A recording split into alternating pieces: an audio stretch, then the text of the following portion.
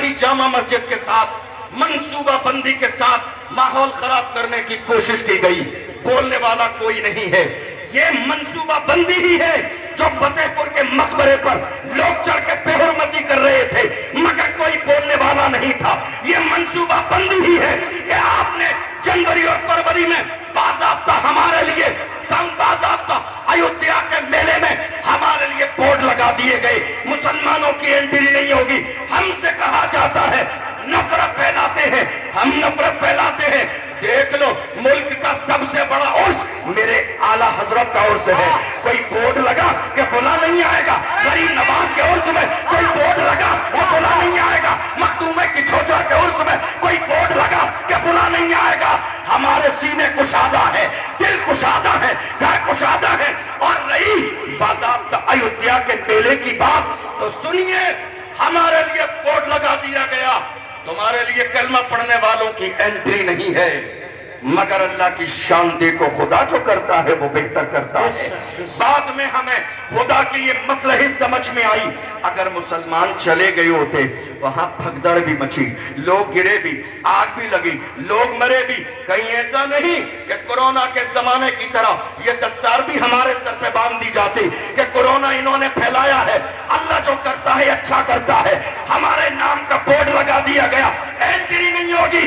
मगर जमाने ने देखा, जब मची भगदड़, लोग मरने लगे, तो यही कलमा पढ़ने वाले मुसलमान थे जिन्होंने दिल के दरवाजे भी खोले, मस्जिदों के दरवाजे खोले, घर के दरवाजे खोले और कहा खाना तुम्हारे लिए, पानी तुम्हारे लिए, बाथरूम तुम्हारे लिए, बिस्तर तुम्हारे लिए, चैन तुम्हारे लिए, सुकून तुम्हारे लिए। तब जाके उन दुश्मनों ने कहा हमने तुम्हें आने न दिया मगर तुमने बिस्तर लगा दिए। तो मुसलमानों ने कहा वो तुम्हारा किरदार था, ये मोहम्मद अरबी के गुलामों का किरदार। बहुत अच्छे, जिंदाबाद, तुम्हारा किरदार था, ये मोहम्मद अरबी के गुलामों का किरदार है। फिर भी हमसे ये गिला है कि वफादार नहीं, फिर भी हमसे ये गिला है कि वफादार नहीं। अरे हम वफादार नहीं, तू भी तो दिलदार नहीं। आज मुल्क के हालात दिन ब दिन खराब क्यों हो रहे हैं? आपने कभी गौर किया? खराब इसलिए हो रहे हैं कि जहां कौम मुस्लिम को बोलना चाहिए, मुसलमान वहां बोलते नहीं हैं, और जहां मुसलमानों को खामोश रहना चाहिए, वहां मुसलमान बोलते नजर आते हैं। यही वजह है कि हालात दिन ब दिन खराब होते चले जा रहे हैं। मैं बस अपनी कौम से इतना कहता हूँ, ये खामोश मिजाजी तुम्हें जीने नहीं देगी, ये खामोश मिजाजी तुम्हें जीने नहीं देगी।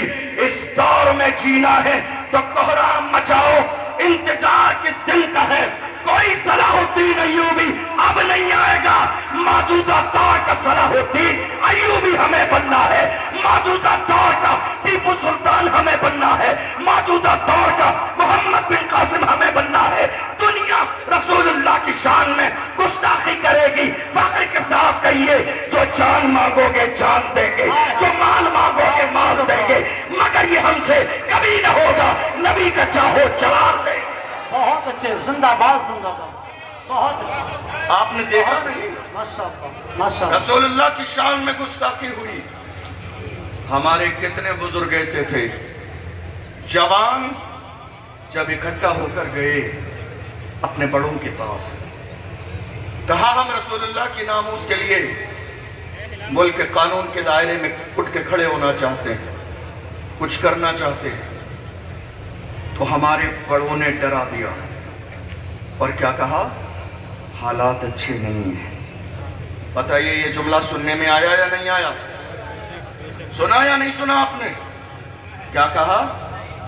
हालात अच्छे नहीं हैं। जवान खड़े हुए, बिठा दिया गया, जवानों का हौसला बुलंद हुआ, डरा दिया गया। जवान रसूलुल्लाह की नामूस के पहरेदार बनने के लिए आगे आए, उन्हें डरा के खामोश कर दिया गया। हालात अच्छे नहीं हैं। मैं तो ये जानना चाहता हूं हमारे लिए हालात अच्छे कब थे? हमारे लिए हालात अच्छे कब थे?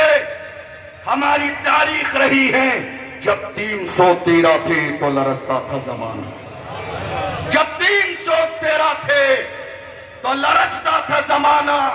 آج ہم کروڑوں ہیں تو کرتے ہیں غلامی. اور آپ سمجھ رہے ہیں میری بات کی آپ حمایت کریں گے جو کہ یہاں بیٹھنے والا یا کھڑے ہونے والا ہر شخص اس پریشانی سے دوچار ہے. یہ جو قوم مسلم غلامی کر رہی ہے یہ اپنی ہی قوم میں چھپے ہوئے دلالوں کی وجہ سے, اپنی ہی قوم میں چھپے ہوئے دلالوں کی وجہ سے. اور حال یہ ہے قوم کے جوانوں کو پکڑوانا بھی ان کا کام ہے, لسٹ بنانا بھی ان کا کام ہے, پھر پیسے فکس کرانا بھی ان کا کام ہے, پھر پیسے لینا بھی ان کا کام ہے, آدھے آگے بڑھانا اور آدھے اپنی جیب میں ڈالنا ان کا کام ہے. ایک کپ چائے مل جاتی ہے, کاندھے پہ ہاتھ رکھ دیا جاتا ہے تو یہ سمجھتے ہیں نہیں ہماری بڑی عزت ہے, پریشانی ہوگی مارا جائے گا, ہمیں چھوڑ دیا جائے گا. میں کہتا ہوں اے میری قوم کے چھپے ہوئے دلالوں, جب مارا جائے گا تمہارے لیے ریڈ کلر کا کارپیٹ نہیں بچھایا جائے گا. ڈاکٹر راحت اندوری نے کہا تھا لگے گی یاد تو آئیں گے گھر کی عزت میں, یہاں پہ صرف ہمارا مکان تھوڑی ہے. جو آج صاحب مسند ہیں کل نہیں ہوں گے, کرائے دار ہیں ذاتی مکان تھوڑی ہے. سبھی کا خون ہے شامل یہاں کی مٹی میں, کسی کے باپ کا ہندوستان تھوڑی ہے. سبھی کا خون ہے شامل یہاں کی مٹی میں, کسی کے باپ کا ہندوستان تھوڑی ہے. آج حالات ہماری نگاہوں کے سامنے ہیں, ہم دیکھ رہے ہیں. نعرہ تکبیر, نعرہ رسالت, مسلک خطیب اعظم ہندوستان حضرت علامہ مولانا سید جامی اشرف صاحب قبلہ, حضرت علامہ سید جامی اشرف صاحب قبلہ, نبی رئیس سرکار اعلیٰ حضرت, نبی رئیس سرکار اعلیٰ حضرت حضور سمدانی میاں صاحب قبلہ. نعرہ تکبیر, نعرہ رسالت. دیکھیے حضرات, پیر طریقت رہبر راہ شریعت خطیب ہندوستان ناشر مسلک اعلیٰ حضرت شہزادے سرکار مولا کائنات حضرت علامہ مولانا سید نبی رئیس سرکار اعلیٰ حضرت پیر طریقت شیخ کامل حضرت علامہ مولانا عمران رضا قادری عرف سمنانی میاں صاحب قبلہ کی آمد ہے. آپ رخ زیبا کی زیارت کریں. ماشاء اللہ تعالیٰ سید صاحب قبلہ کی بیٹھ جائیے. یہ سے آتے ہیں تو جو ہمارے جو ہے مخدوم ہیں, جو مولا کائنات کے شہزادے ہیں, جن کا تعلق اہل بیت سے ہے, ہمیں اور آپ سب کو مل کر ان کی مہمان نوازی کرنی چاہیے. آج بس میں اپنی بات 2-4 منٹ میں مکمل کرنے لگا ہوں. میں صرف یہ کہہ رہا تھا کہ دنیا کی ہر قوم کا سب سے قیمتی سرمایہ اس قوم کے جوان ہوتے ہیں. دنیا کی پیغام دے رہا ہوں آپ کو, بس سن لیجیے آخری باتیں.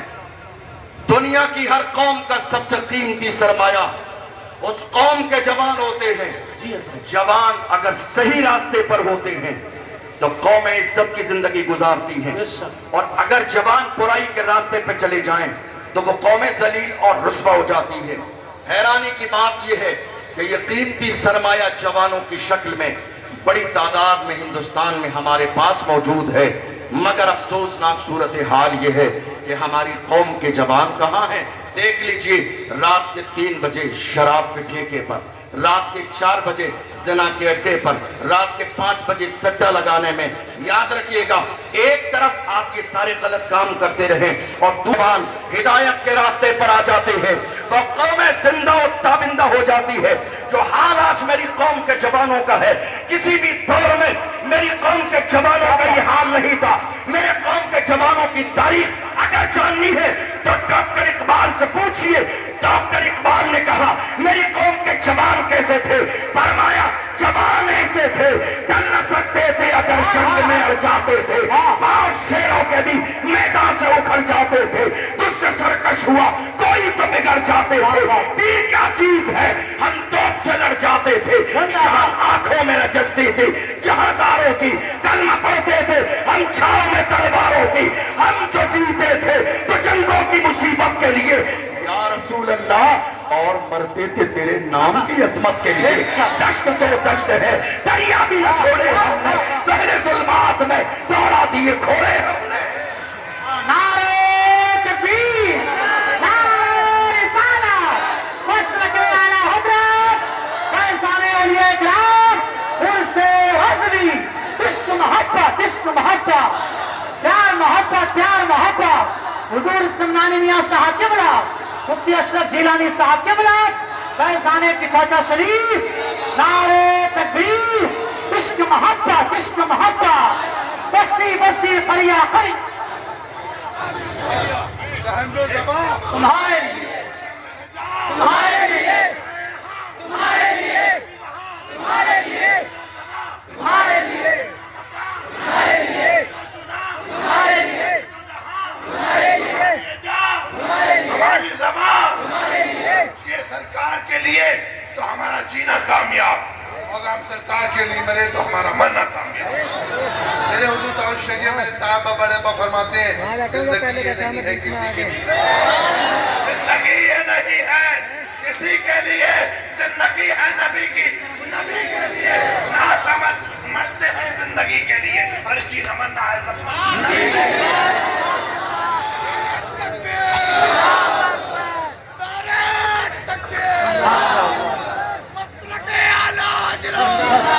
ہو گیا ہو گیا، تقریر سنیں سنیں ماشاءاللہ۔ حضرات آج حالات یہ ہیں، لگاتار یہ پلاننگ کی جا رہی ہے رسول اللہ کی شان میں گستاخی کی جائے اور پیغمبر کی عظمت کو گھٹا دیا جائے۔ بس 2-4 منٹ آپ کے لے رہا ہوں، بات مکمل ہونے لگی ہے۔ لوگ کوشش کر رہے ہیں ملک کے کونے کونے پر کہ پیغمبر کی شان میں گستاخی کرو تو پیغمبر کی شان گھٹ جائے گی۔ میں کہتا ہوں بے وقوفو، تمہارے چاہنے سے شان گھٹ جائے گی۔ ارے ہم بریلی والے ہیں، بریلی سے آواز آئی ہے، رہے گا یہی ان کا چرچا رہے گا، بڑے خاک ہو جائیں جل جانے والے، حشر تک ڈالیں گے ہم پیدائش مولا کی دھوپ، مثل فارس نجر کے قلعے گراتے جائیں گے، خاک ہو جائیں عدو جل کر مگر ہم تو رضا، دم میں جب تک دم ہے ذکر ان کا سناتے جائیں۔ حضرات آخری 2 جملے سن لیجئے، آخری بات، اپنے سینوں سے خوف نکال دیجئے، اپنے سینوں سے ڈر نکال دیجئے۔ اللہ نے موت کا وقت مقرر کر دیا ہے، نہ ایک لمحہ پہلے آئے گی نہ ایک لمحہ بعد میں آئے گی۔ اور یاد رکھیے گا ہماری یہ تاریخ رہی ہے، بغداد کی سرزمین پر حضرت آخری 2 جملے دے رہا ہوں، بغداد معلیٰ کی سرزمین پر حضرت امام موسیٰ کاظم کو جب خلیفہ کے دربار میں بلایا گیا تھا، انہیں ذلیل کرنے کے لیے آئے، پیروں میں عالی شان جوتے پہن کر اتنے بڑے مجمع میں خلیفہ نے کہا دیکھو یہ رسول اللہ کے شہزادے ہیں، عاجزی نام کی کوئی چیز نہیں ہے، پیروں میں عالی شان جوتے پہن کر آئے ہیں۔ توجہ ہے آپ کی، آخری جملہ توجہ ہے آپ کی، کہا دیکھیے پیروں میں عالی شان جوتے پہن کر آئے ہیں۔ اس وقت میں امام موسیٰ کاظم نے فرمایا ہمارا تیور کیا تھے، ہمارا لیول کیا تھا؟ امام موسیٰ کاظم نے پیر کی طرف اشارہ کر کے فرمایا او نادان، ہم مصطفیٰ کی اولاد اپنے پیروں میں عالی شان جوتے اس لیے پہنتے ہیں تاکہ تم جیسوں کی نظر ہمارے جوتوں پہ رہے، تم جیسوں کی نظر ہمارے جوتوں پہ رہے، تم اس قابل نہیں ہو کہ ہماری پیشانی دیکھو۔